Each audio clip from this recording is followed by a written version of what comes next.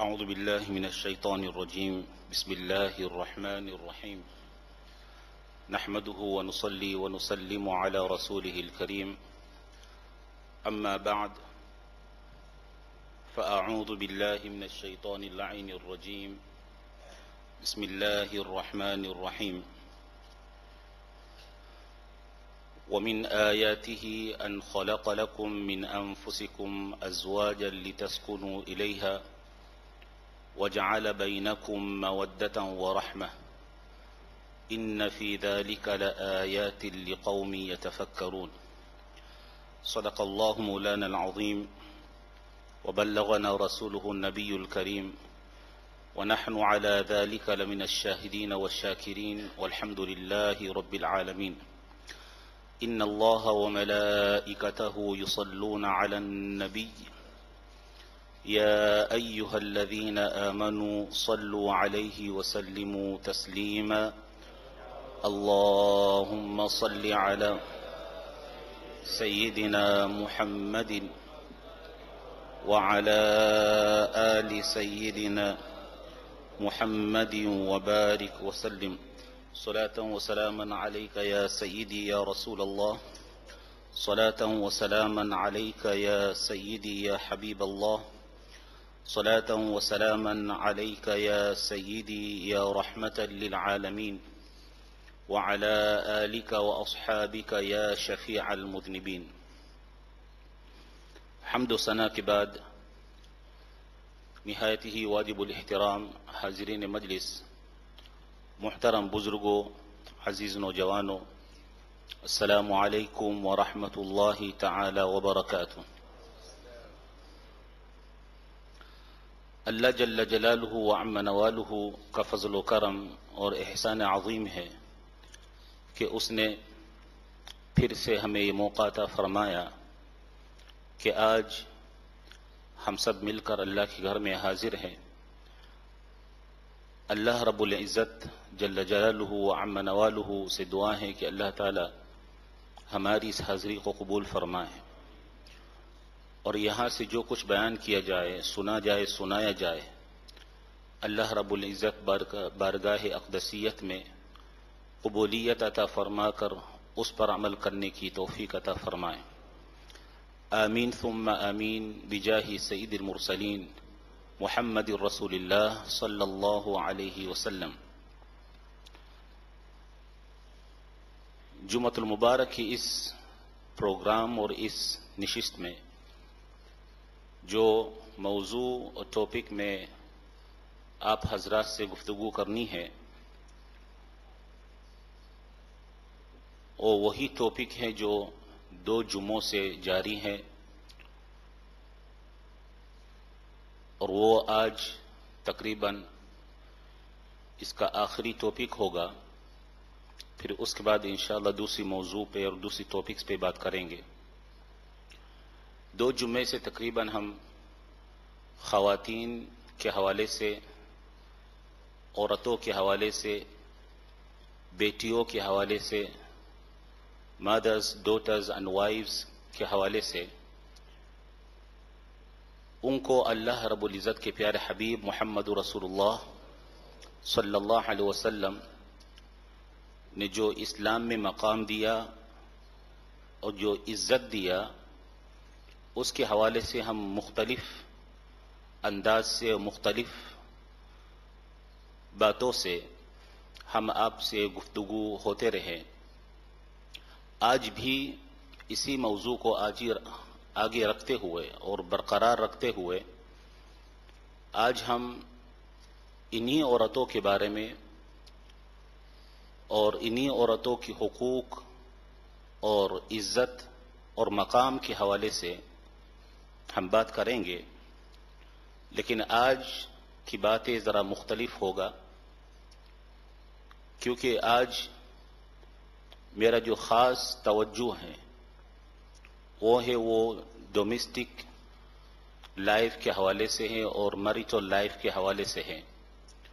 خاص کر کے جو مدر ان لوز اور فادر ان لو اور ڈاٹر ان لو اور سن ان لو کے درمیان میں جو پریشانیاں ہوتی ہیں اور جو مس انڈرسٹینڈنگز ہوتی ہے اس کے حوالے سے آپ کی ذہن میں یہ بات میں منتقل کرنا چاہوں گا تاکہ ہر انسان اپنی رسپانسبلٹی اور اپنی ذمہ داری اچھی طریقے سے ادا کر سکے، تاکہ معاشرے میں امن اور سکون کا ماحول بن سکے، کیونکہ معاشرہ سوسائٹی میں پیس اور ٹرانکویلٹی اور امن اس وقت ہوگا جب ڈومیسٹک لائف اور میریٹل لائف میں اور گھر کا ماحول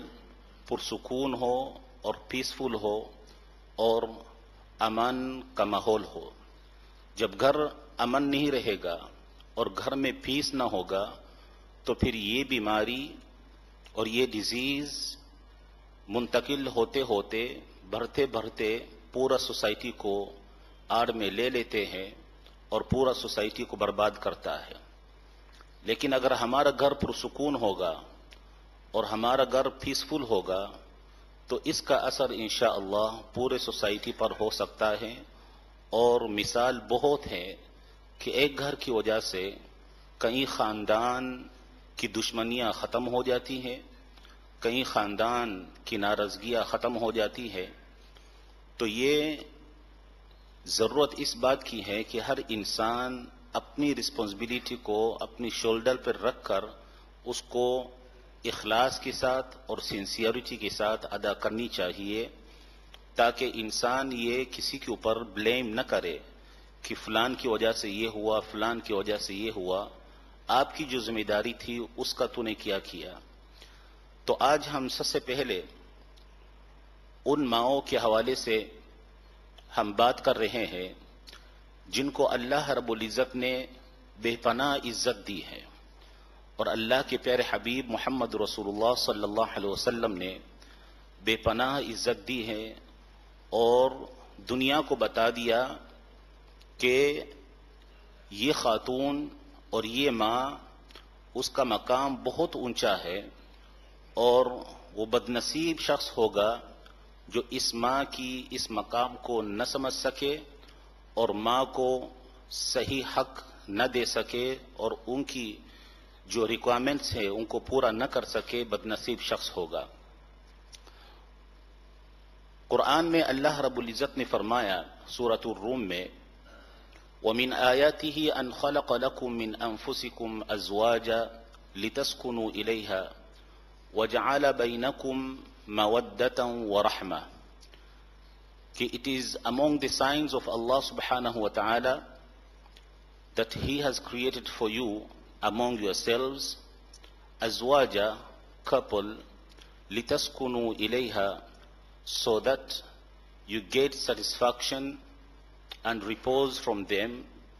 وَجَعَلَ بَيْنَكُمْ مَوَدَّةً وَرَحْمَةً, and Allah subhanahu wa ta'ala has put between both of you mawadda, love, wa rahmah, and mercy. Inna fi dhalika la ayatin liqawmi yatafakkarun. In this, it is the sign for those people who sit down and ponder and think about it. So Allah subhanahu wa ta'ala has made it very clear that He has created from ourselves, for ourselves, couples, azwaja, so that we get satisfied from them. If it is on lady side, they get satisfied from men's side, and if it is a man, then they get satisfied from the lady side. وَجَعَلَ بَيْنَكُمْ مَوَدَّةً وَرَحْمَةً, and Allah subhanahu wa ta'ala has made between of you love and mercy.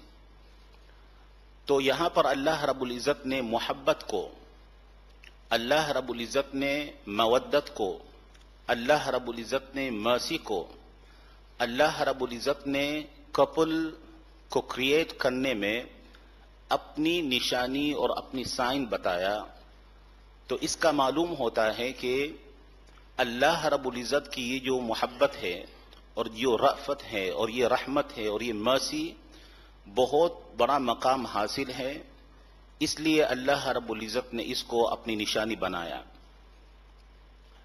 اب ہر انسان کی ذمہ داری اور responsibility ہے کہ وہ اس آیت کو سننے کے بعد اور اس آیت کا میسج کو ریسیو کرنے کے بعد اس آیت میں بیٹھ کر سوچے، کیونکہ اللہ رب العزت نے فرمایا ان فی ذلک لآیات لقوم یتفکرون. This is a sign for those people who think. So it is a responsibility of any person to sit down and think about the wordings which Allah subhanahu wa ta'ala has used in this ayah. And I want to draw your attention to these two particular points, that is mawadda and rahmah. He has created love between yourselves, and also He has created mercy between yourselves.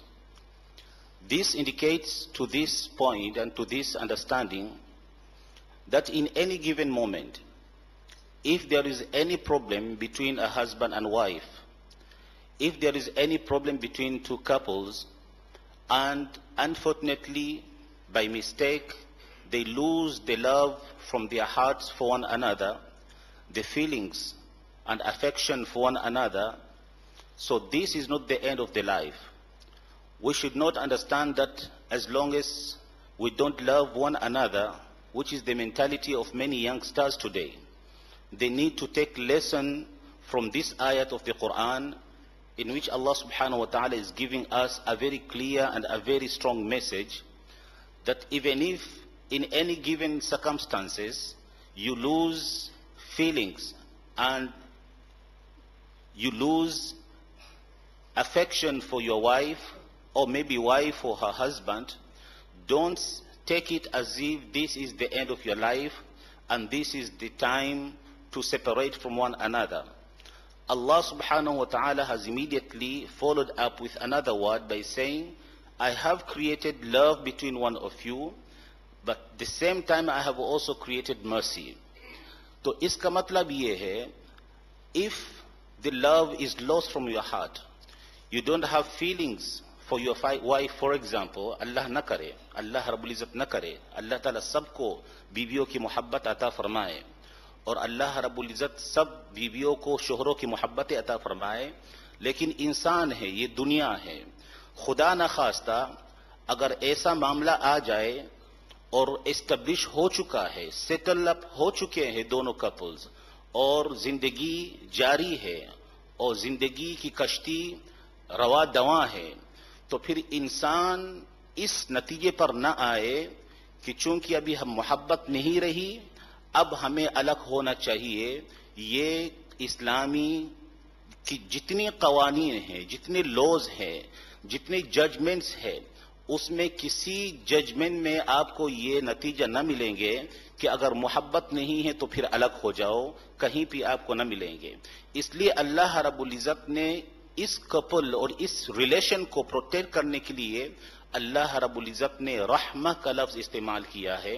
He has used the word rahmah, that in any given chance, because of your own filthy and dirty action, if you come to this destination and to this point that you don't love one another, but you have started your life based on the sunnah of Rasulullah sallallahu alaihi wasallam, now it is your duty and your responsibility to leave alone your personal feelings and protect and promote the sunnah of Rasulullah sallallahu alaihi wasallam and strengthen the sunnah of Rasulullah sallallahu alaihi wasallam.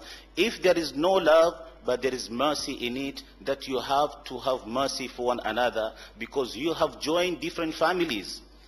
Two persons have joined thousands and hundreds of people. So because of you, don't make a siege between families. Don't create hatred between families. نفرتیں نہ پھیلاؤ، بلکہ اس خاندان کو اور اس رشتے کو ایسا قائم کرو کہ جو لوگ تمہاری وجہ سے جڑے ہیں وہ لوگ ہمیشہ جوڑے رہے اور ہمیشہ محبت سے رہے.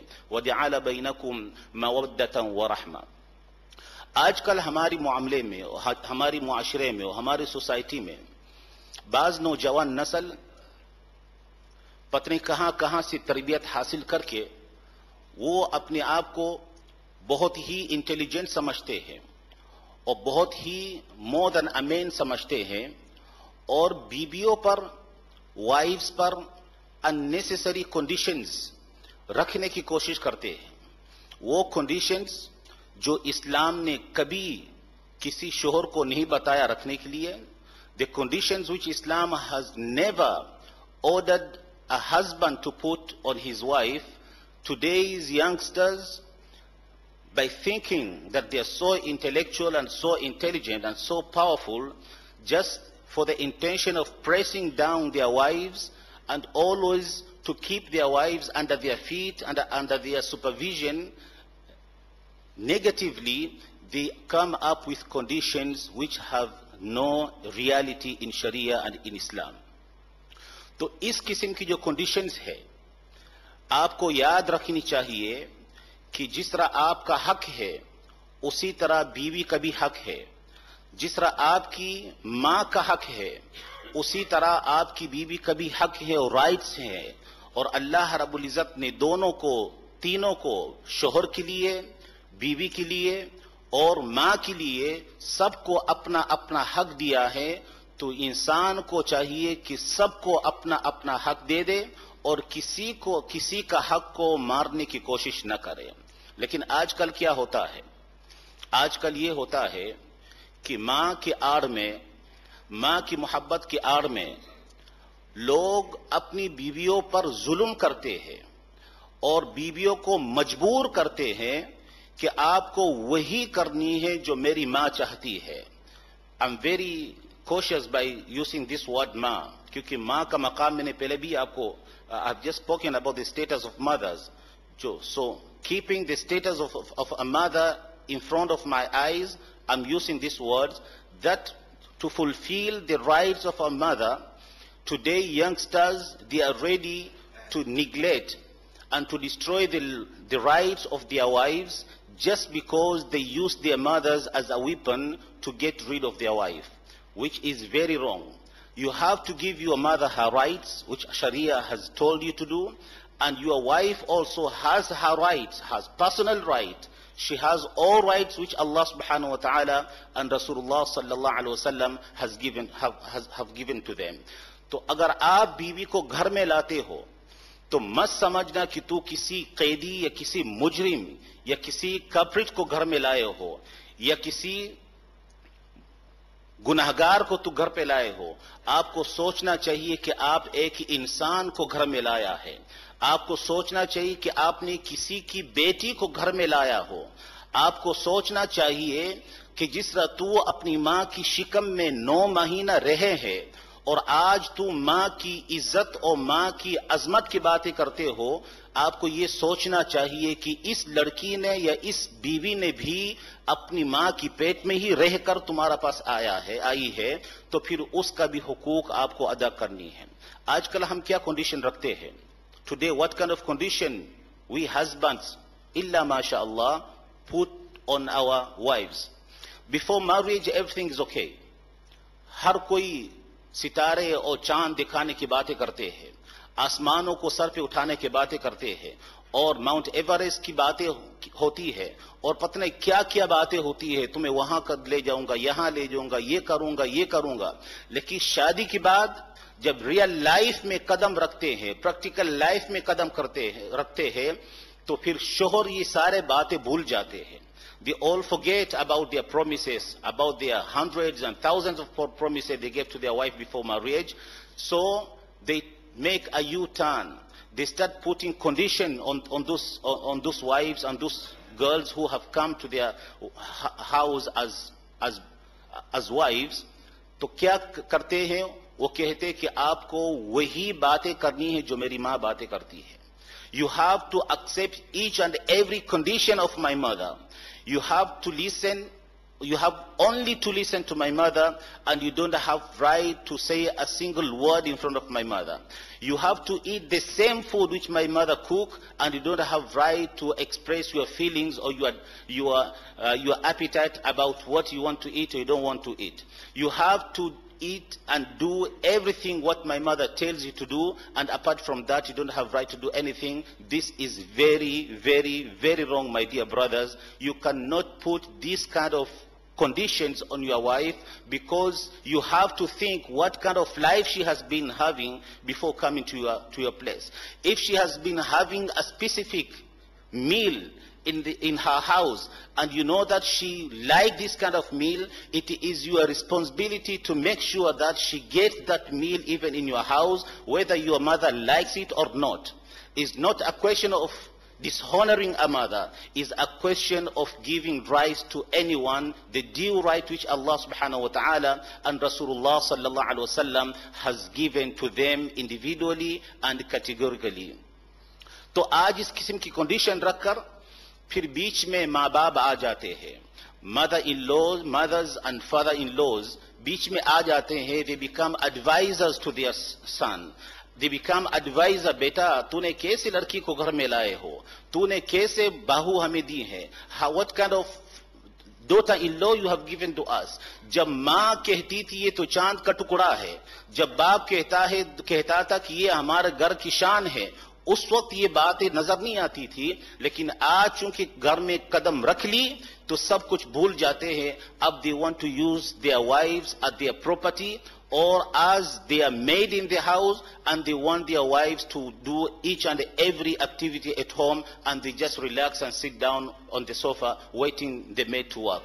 This is not the way. آج اگر تم ماں سے مشورہ لیتے ہو تو ماں سے ضرور مشورہ لے لو, اور ماں کو ہر قسم کہ راضی اس کو کرنے کی کوشش کرو. لیکن آپ کو سمجھنا چاہیے کہ ماں بھی ایک انسان ہے. ماں is also a human being.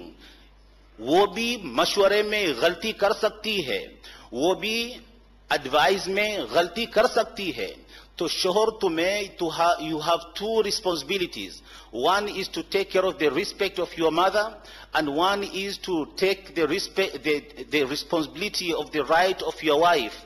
تو ماں نے اگر آپ کو ایڈوائز دیا, take your time, sit down and think about the advice of your mother. If you find your mother's advice is proper and is good, then call your wife with all respect and ask her, this is the advice I have from my mother. What do you think about it, and what do you want to say about it? یہ نہیں کہ ماں نے کہہ دیا تو یہ وحی الہی معاذ اللہ بن کر شوہر نے اپنی سر پہ بٹھا لیا اور بیوی پر لے دے کرنا شروع کر لیا. یہ اچھی طریقے نہیں ہیں عورتوں کے ساتھ, بیویوں کے ساتھ خاص کر کے ماحول میں اور میریٹل لائف میں رہنے کا. اللہ رب العزت کے پیارے حبیب محمد رسول اللہ صلی اللہ علیہ وسلم نے فرمایا, حضرت ابی ہریرہ رضی اللہ تعالی عنہ فرمایا, جاء رجل الى رسول اللہ صلی اللہ علیہ وسلم, کہ ایک آدمی حضور صلی اللہ علیہ وسلم کے پاس آئے اور فرمایا, یا رسول اللہ صلی اللہ علیہ وسلم, من احق الناس بحسن صحابتی, وہ کون سا شخص ہے جس کے پاس سب سے زیادہ مجھے رہنا چاہیے. Who is that person with whom I should always be in her company? Rasulullah sallallahu alaihi wasallam said that ummuk, your mother. سب سے پہلے سب سے زیادہ قریب اور سب سے close, you should be close to your mother. فرمایا ثم من, then who? Rasulullah sallallahu alaihi wasallam replied ثم ummuk, then your mother. ثم من, پھر کون؟ رسول اللہ نے فرمایا کہ ثم امک, پھر تمہاری ماں. ثم من, پھر کون ہے؟ رسول اللہ نے فرمایا ثم ابوک, پھر تمہاری ابا کی باری ہے. 3 مرتبہ 3 states, first second third position Allah رب العزت نے ماں کو دیا ہے, کہ ماں کا اتنا مقام ہے کہ اس کی خدمت باپ سے زیادہ ہے. باپ سے زیادہ خدمت آپ کو ماں کی کرنی چاہیے, کہ جو تکلیف ماں نے اٹھائی ہے وہ خواب میں بھی باپ کبھی سوچ نہیں سکتا. یہاں تک کہ جو ڈاکٹرز ہے وہ تو اندازہ بتا سکتا ہے کہ لیڈی کو یہ تکلیف ہوتی ہے, لیکن practically on the real sense وہی لیڈی بتا سکتی ہے جو اس تکلیف میں ہے, کیا اس کو کیا تکلیف ہو رہی ہے, اس کو کیا فیلنگز ہو رہی ہے. تو اس لیے اللہ رب العزت نے ماں کا یہ مقام رکھا. لیکن اس کا مطلب یہ نہیں کہ تو ماں کا یہ مقام دیکھ کر, after seeing the status of a mother in this position that Allah has boosted up and has raised up the status of a mother so highly, so you get a wrong advantage and false advantage from this and try to do injustice on your wives and اور بیویوں پر. اور جن لوگوں سے تو نے نکاح کر کے گھر میں لائے تو ماں کی محبت کے آڑ میں ان پر ظلم کرنا شروع کرے. آپ کو یہ کرنا نہیں چاہیے, کیونکہ اللہ رب العزت نے پہلے بتا دیا اگر محبت نہیں ہے, اگر لو نہیں ہے, کم از کم تمہیں اس کا خیال کرنی چاہیے. اس لڑکی پر تم ترس کھا لو, اس لڑکی پر تم رحم کھاؤ کہ میں نے اس کو گھر سے نکالا اور اس نے سب کو ٹھکرا کر میرے ساتھ رہنے کی نیت اور میرے ساتھ رہنے کا پرومس کیا. تو آج میں اگر میرے دل میں محبت نہیں ہے, کم از کم as a human being I should have mercy on this girl and I should made کشتی, دنیا کی جو کشتی ہے, زندگی کی جو کشتی ہے, اس کو روا دوا کرنی چاہیے اور معاملات کو ختم نہیں کرنی چاہیے. تو میرے دوستو, یہ بھی جس سے تم نفرتیں کرتے ہو یا جس کو تم نیچا سمجھتے ہو یا جس کو تم ہلکا سمجھتی ہو یا جس کی حقوق کو تم پرواہ نہیں کرتے, آپ کو سمجھنا چاہیے اسی بیوی کے ذریعے سے اللہ رب العزت نے آپ کو ثواب کمانے کا ایک طریقہ تمہیں بتایا ہے. حضور صلی اللہ علیہ وسلم نے فرمایا, حضرت سعد رضی اللہ عنہ صحابی ابی وقاص بہت جلیل القدر صحابی ہے, وہ فرمایا ایک مرتبہ میں بیمار ہو گیا تھا تو رسول اللہ صلی اللہ علیہ وسلم عیادت کے لیے تشریف لائے اور میں مال کی تقسیم کے بارے میں کہہ رہا تھا. Was talking about distributing my wealth. تو ان کے پاس کچھ مال تھے تو سمجھ رہا تھا کہ وہ یہ میرا آخری بیماری ہوگی, اس کے بعد میں دنیا کو چھوڑ کے چلا جاؤں گا, اس لیے مرنے سے پہلے میں چاہتا ہوں کہ میں اپنی مال کو تقسیم کر لوں. تو حضور سے مشورہ لے رہا تھا, بہت لمبی حدیث ہے, کہ میں آدھا حصہ کر لوں یا تھرڈ کر لوں یا کوٹر کر لوں. حضور صلی اللہ علیہ وسلم نے ہمیشہ اس کو منع فرمایا, نو اس طرح نہ کرے, اس طرح نہ کرے. پھر آخری میں حضور نے فرمایا کہ ان تدع ورثتك اغنیاء خیر من ان تدعهم عالة يتكففون الناس في ایدیہم. اے سعد, تم سارے مال دینا چاہتے ہو, you want to give out all your properties and all your wealth. If you leave your family wealthy and happy, is more better than to leave them begging around from the people and asking food and asking the means of living from others. You have the capacity, so try to leave something for them so that they don't feel that our father has gone and he has not left anything for us. تو فرمایا وَأَنَّكَ مَهْمَا أَنفَقْتَ مِن نَفَقَةٍ, and whatever you invest فَإِنَّهَا صَدَقَةٌ, this is taken as sadaqah from your side. Whatever you invest for the sake of Allah subhanahu wa ta'ala, حَتَّى اللُّقْمَةَ الَّتِي تَرْفَعُهَا إِلَى فِي إِمْرَأَتِكَ, اور جو لقمہ, تھوڑا سا لقمہ ہے, آپ جپے اٹھا کر اس جپے میں تھوڑا سا پوشن نکال کر محبت میں اور اللہ کے لیے اپنی بیوی کے منہ میں ڈال دے اور یہ اللہ کی رضا کے لیے کر لے, تو یہ لقمہ بھی جو تیری بیوی کے منہ میں جا رہا ہے, اللہ رب العزت اس کو صدقہ کا مقام دیتا ہے. اس لیے اللہ رب العزت نے پہلے بھی میں نے کہا کہ اگر تم ان بیویوں کی بعض کریکٹرسٹک سے نفرت کرو گے, ہو سکتا ہے اللہ رب العزت اس میں خیر کثیر بنائے.